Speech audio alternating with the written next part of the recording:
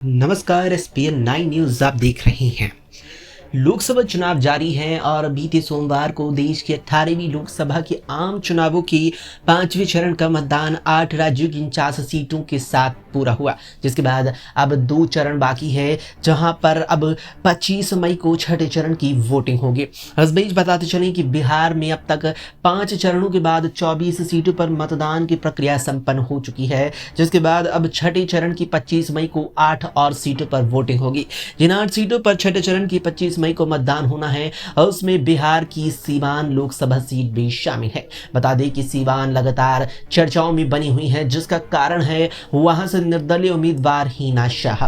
बताते चले कि हिना शाह सीवान से सांसद रहे सैयद शहाबुद्दीन की पत्नी है।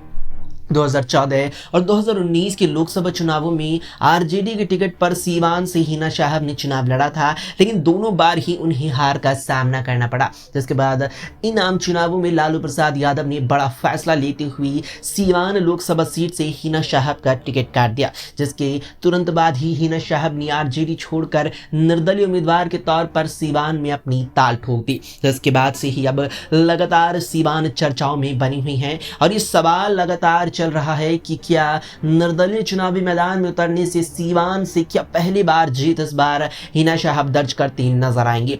इस बीच पूर्णिया लोकसभा सीट से कांग्रेस नेता और निर्दलीय उम्मीदवार के तौर पर चुनाव लड़ने वाले और वहां के ही पूर्व सांसद पप्पू यादव ने भी सीवान में पहुंचकर हिना शाह के समर्थन की बात कही है। पप्पू यादव ने साफ तौर पर कहा है कि वो सीवान से निर्दलीय चुनाव लड़ रही हिना शाह का खुले तौर पर समर्थन करते हैं।